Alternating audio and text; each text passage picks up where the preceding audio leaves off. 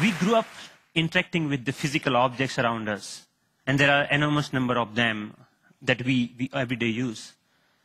Unlike our most computing devices, these objects are much more fun to use with. When you talk about objects, one another thing automatically comes attached to that thing, and that is gestures, how we manipulate these objects, how we use this object in everyday life. We use gestures not only to interact with these objects, but we also use to interact with each other. Like gesture of namaste, maybe to respect someone, or maybe in India, I don't need to teach a kid that this means 4 run in cricket. It comes as a part of our everyday learning. So I'm very interested from beginning that how can our knowledge about everyday objects and the gestures and how we use this object can be leveraged to our interaction with the digital world. Rather than using a keyboard and mouse, why can I not use my computer in the same way that I interact in the physical world? So I started this exploration around 8 years back, and it literally started with a mouse on my desk. Rather than using that for computer, I actually opened it. And most of you might be aware that in those days, the mouse used to come with a ball inside, and there are 2 rollers that actually guides the computer that where the ball is moving and accordingly where the mouse is moving. So I was interested in these 2 rollers. And I actually wanted more, so I borrowed another mouse from a friend, never returned him, and I have now 4 rollers. What interestingly I did with these rollers is basically I took them off from these mouses and then put in a one line. It had some strings and pulleys and some spring. And what I got is basically a gesture interface device that actually acts as a motion sensing device made out of $2. So here, whatever movement I do in my physical world is actually replicated inside the digital world just using this small device that I made around 8 years back in 2000. Because I was interested in integrating these 2 worlds, I thought of sticky notes. I thought, why can I not connect the normal interface of physical sticky note to our digital world? A message written on a sticky note with my mom on a paper can come to an SMS, or maybe a meeting reminder automatically syncs with my digital calendar. And a to-do list automatically syncs with you. But you can also search in the digital world, or maybe you can write a query saying, what is Dr. Smith's address? And this small system actually prints out. So it actually acts as a paper input-output system, just made out of paper. In one another exploration, I thought of making a pen that can draw in 3 dimensions. So I implemented this pen that can help designers and architects not only think in 3 dimensions, but they can actually draw so that it's more intuitive to use that way. Then I thought, why not making a Google map, but physical world? Rather than typing a keyword to find something, I put my objects on top of that. If I put a boarding pass, it will show me where is your flight gate. A coffee cup will show you where you can find more coffee, or where you can trace that cup. So this was some of the earlier explorations I did, because the goal was to connect these 2 worlds seamlessly. Among all these experiments, there was one thing very common. I was trying to bring a part of the physical world to the digital world. Because the goal was to make our computing interfaces more intuitive. But then I realized that we humans actually are not interested in computing. What we are interested is in information. We want to know about things. We want to know about dynamic things going around. So I thought about last year, in the beginning of the last year, I started thinking that why can I not take this approach in reverse way? Maybe how about I take my digital world and paint the physical world with that digital information? Because pixels are actually right now confined in these rectangular devices that fits in our pocket. Why can I not remove this confine and take that to my everyday objects, everyday life, so that I don't need to learn the new language for interacting with those pixels? So in order to realize this dream, actually I thought of putting a big size projector on my head. I think that's why it's called head-mounted projector, isn't it? I took it very literally and took my bike helmet, put a little bit cut over there so that projector actually fits nicely. So now what I can do, I can augment the world around me with this digital information. But later I realized that I actually wanted to interact with those digital pixels also. So I put a small camera over there that acts as a digital eye. Later, we moved to a much better or consumer-oriented pendant version of that many of you are now knowing as SixthSense device. But the most interesting thing about this particular technology is that you can carry your digital world with you wherever you go with you. You can start using any surface, any wall around you as an interface. The camera is actually tracking all your gestures. Whatever you are doing with your hands, it's understanding that gesture.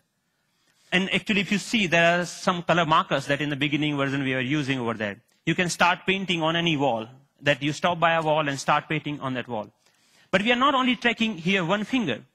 We are giving you the freedom of using all the both of hands. So you actually can use both of your hands to zoom into or zoom out a map just by pinching operation over here.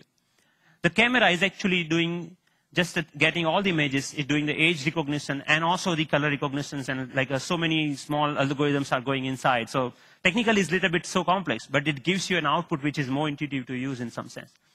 But I'm more excited that you can actually take it outside. Rather than getting your camera out of your pocket, you can just do the gesture of taking a photo and it takes photo for you. Right? And later, I can find a wall, anywhere a wall, and start browsing these photos. Or maybe, okay, I want to modify this photo a little bit and send it as an email to a friend. So we are looking for an era where computing will actually merge with the physical world. And of course, if you don't have any surface, you can start using your palm for simple operation. I'm here, I'm dialing a phone number just using my hand. Yep. The camera is actually not only understanding your hand movements, but interestingly, it's also able to understand what objects you are holding in your hand. What we are doing here is actually, for example, in this case, the book cover is matched with so many thousands of, or maybe millions of books online, and checking out which book it is. Once it has that information, it finds out more reviews about that, or maybe New York Times had a sound overview on that, so you can actually hear on a physical book as a review of a sound. Gave a famous talk at Harvard University. This was Obama's last visit last week Thank you, to MIT. And in particular, I want to thank two outstanding MIT So I was seeing the live of his talk outside in just a newspaper. Your newspaper will show you live of your weather information rather than having updated like you have to check your computer in order to do that, right?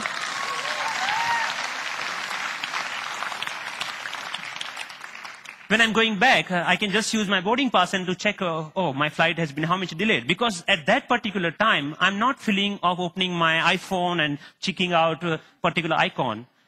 And I think this technology will not only change the way, yes, it will change the way we interact with people also, not only the physical world. The fun part is like I'm going to Boston Metro and playing Pong game inside the train on the ground, right? And I think the imagination is the only limit of what you can think of when this kind of technology merging with the real life. But many of you argue, actually, that all of our work is not only about physical objects. We actually do lots of accounting and paper editing and all this kind of thing. What about that? And many of you are actually excited about the next generation tablet computers to come out in the market. So rather than waiting for that, I actually made my own, and just using a piece of paper. So what here I did is remove the camera, all the cameras, webcam, have a microphone inside that camera. I removed that microphone from that.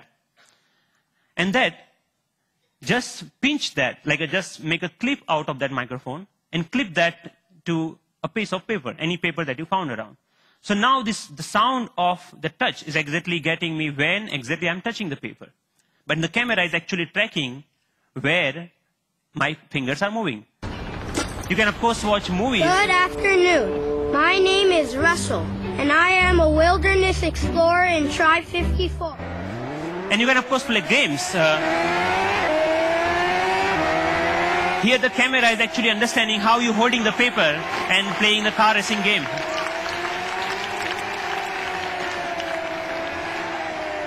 Many of you already must have thought, okay, you can browse. Yeah, of course you can browse to any website. So you can do all sort of computing on a piece of paper wherever you need it. So, but more interestingly, I'm interested that how we can take that in a more dynamic way.